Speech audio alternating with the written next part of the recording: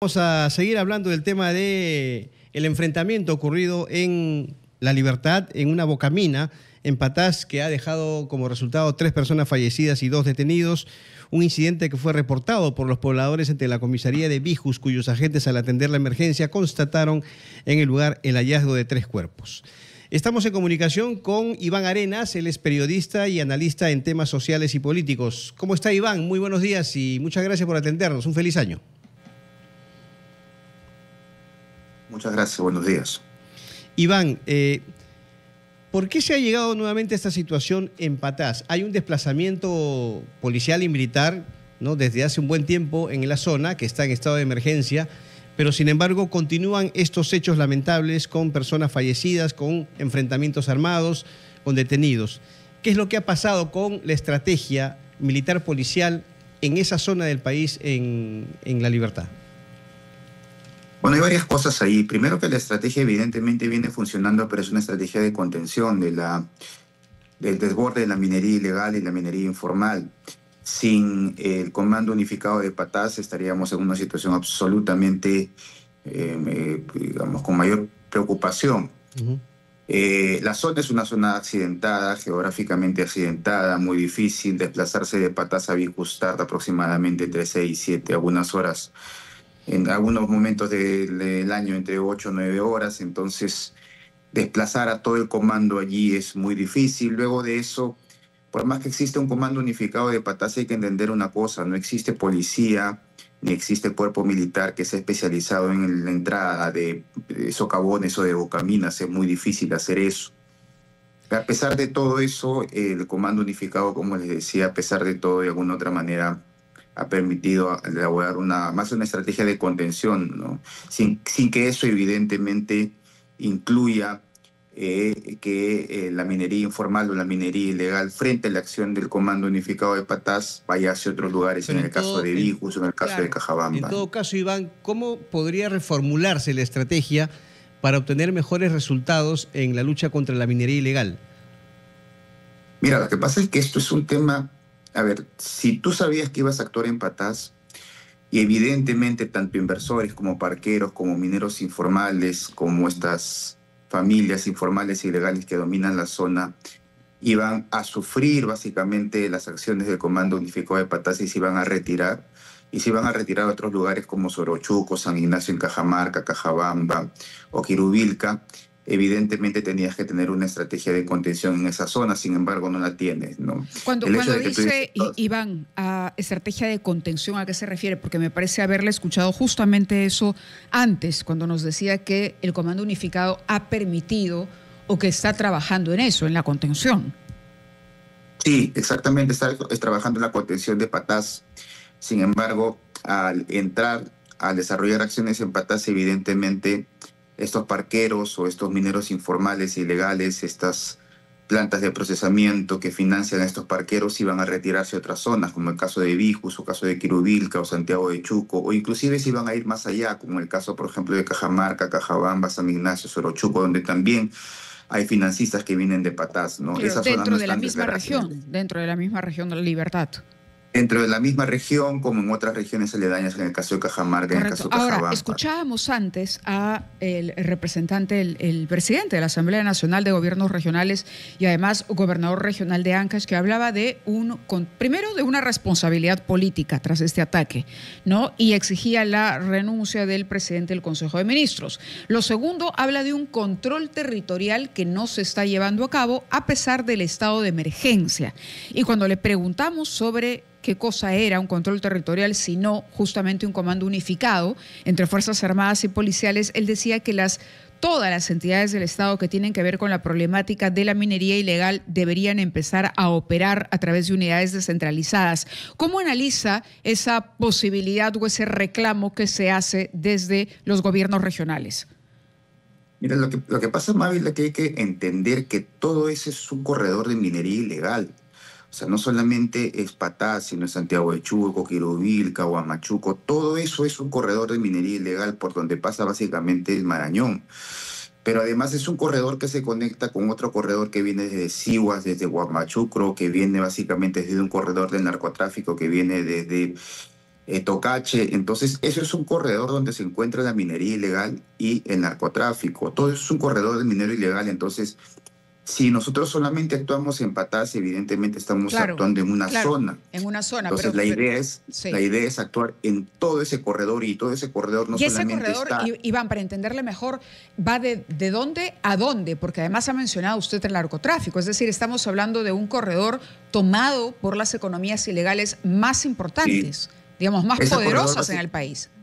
ese corredor básicamente del Marañón, si uno ve un mapa, el lugar de salida desde Tocache es hacia Huacrachucro y es hacia básicamente Siguas, y viene por corre todo la Sierra Liberteña. Ese es un corredor económico de minería ilegal como el narcotráfico. Entonces, la idea es que se actúe a nivel de corredor económico. Y en ese corredor económico, evidentemente de economías ilegales, tanto de la minería ilegal como del narcotráfico, es un corredor que abarca no solamente la Sierra Liberteña, sino además abarca también la Sierra Cajamarquina. Entonces, es un momento de actuar desde el punto de vista de corredor económico, ¿no? Y evidentemente también tenemos que actuar a través de otra estrategia, que es la estrategia de trazabilidad de las plantas de procesamiento, porque básicamente aquí esto es una cadena productiva, Mávila, Carlos.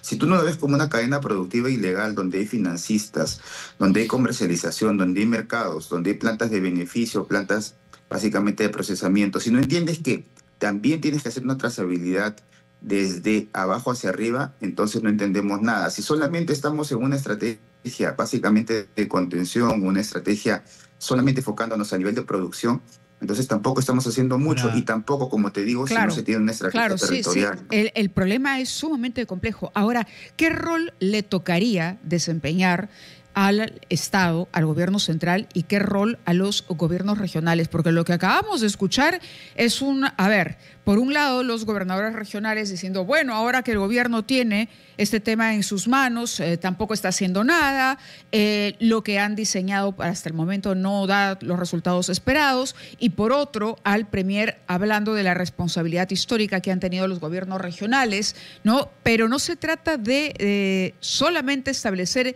quién fue culpable de qué o responsable de qué, sino a partir de ahora esa estrategia a quiénes tiene que comprender, cuáles son los actores públicos que tienen que sentarse para diseñar esa estrategia, analizar esa trazabilidad y cubrir toda la zona de ese corredor del Marañón que nos acaba de explicar.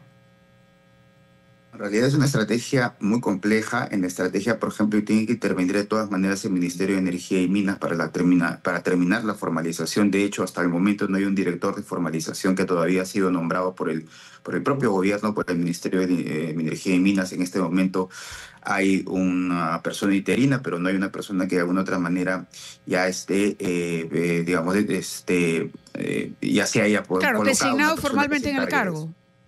Eso implica además, claro, si tú tienes una persona que esté destinada formalmente en el cargo, implica además que tú ya vas a empezar a desarrollar una estrategia, porque aquí la estrategia es una estrategia de formalización también, una estrategia donde tiene que entrar no solamente el Ministerio de Energía y Minas, sino además la IGM, la propia PCM, la SUNAT.